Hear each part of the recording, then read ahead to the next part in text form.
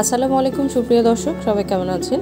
আজকে নতুন একটা রেসিপি নিয়ে আসছি। আর যেই বাসায় বাচ্চারা একদম সবজি খেতে পছন্দ করে না এবং সাথে ডিমটাও খেতে পছন্দ করে না, তারা খুব ইজিলি দুইটা জিনিসই খাওয়াতে পারবেন।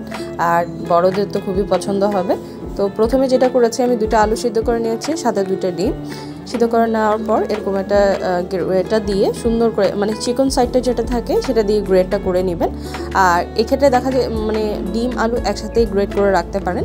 তারপর যে সবজিগুলোর মধ্যে নিয়েছি আপনারা আপনাদের পছন্দ মতো নিতে পারেন। সেক্ষেত্রে আবার ফুলকপি বাঁধাকপি এগুলো ব্যবহার করতে যাবেন না, মানে একটু ডিফারেন্ট একটা টেস্টে আনার জন্য এখানে ব্যবহার করতে পারেন ক্যাপসিকাম, গাজর, তারপর বাকি যে জিনিসগুলো আমরা ব্যবহার করি, পেঁয়াজ, কাঁচামরিচ, ধনেপাতা, এগুলো সব কিছু দিয়ে সামান্য পরিমাণ সামান্য পরিমাণ না, লবণ 1 চামচ দিবেন। আর আমি এখানে ব্যবহার করেছি মেজবানি মশলাটা আমি দিয়েছিলাম 1/2 চামচ থেকে সামান্য পরিমাণ বেশি, সাথে দিয়েছি চিলি ফ্লেক্স। আর এক্ষেত্রে একটু বলে রাখি, আপনারা কর্নফ্লাওয়ারটা ব্যবহার করবেন 2 টেবিল চামচ। কর্নফ্লাওয়ারের সাথে আমি ময়দাও দিয়েছি, ময়দাটা আমি আসলে ফুটেজটা এখানে ক্যাপচার হয়নি, ময়দা দিয়েছি 2 চামচ। তো এখানে আপনারা যদি পরিমাণে একটু বেশি করেন বা কম করেন সেটা বুঝে কিন্তু ময়দাটা ইউজ করবেন আর কি। That's it. ভালো করে সব কিছু মিক্স করে নিয়ে সুন্দর করে আপনার হাতে তেল ব্রাশ করে একে একে আপনাদের মানে যেইভাবে শেপটা পছন্দ করেন, আমি কিছুটা গোল দিয়েছিলাম, কিছুটা কাবাবের শেপ দিয়েছিলাম, মানে লম্বাভাবে যেটাকে বলা হয় আর কি। তো মেইনলি হচ্ছে আমার বাচ্চারা একটু ওই যে লম্বা শেপ যেটা দেওয়া হয় ওইটা একটু বেশি পছন্দ করে, তারা ধরে খেতে ভালো লাগে। তো সেই কারণে কিন্তু আমি ওই শেপটা দিয়েছি। আপনারা চাইলে অন্য শেপে দিতে পারেন, ওটা কোনো ইস্যু না।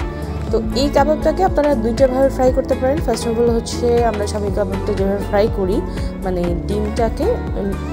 কাবাবটাকে ডিমে কোট করে ডিরেক্টলি ওইভাবে ফ্রাই করতে পারেন। আবার ডিমে কোট করার পর আপনারা ব্রেড ক্রাম্ব দিয়েও ফ্রাই করতে পারেন। দুইটাই টেস্ট মজা, কিন্তু একটা যেটা ব্রেড ক্রাম্ব দিয়ে করা হয় সেটা একটু টেস্টে ভালো হয়, আর ব্রেড ক্রাম্ব ছাড়াটা টেস্টে একটু কম থাকে। That's it. তো এই অবস্থায় কিন্তু আপনারা চাইলে এখন যেভাবে দেখতে পাচ্ছেন ভিডিওতে, এরকমই ডিপ ফ্রিজে রেখে দেওয়ার পর যখন একদম ফ্রিজি হয়ে যাবে জিনিসগুলো, তখন কিন্তু আপনারা জিপলক ব্যাগে ফ্রোজেন করে রেখে দিতে পারবেন।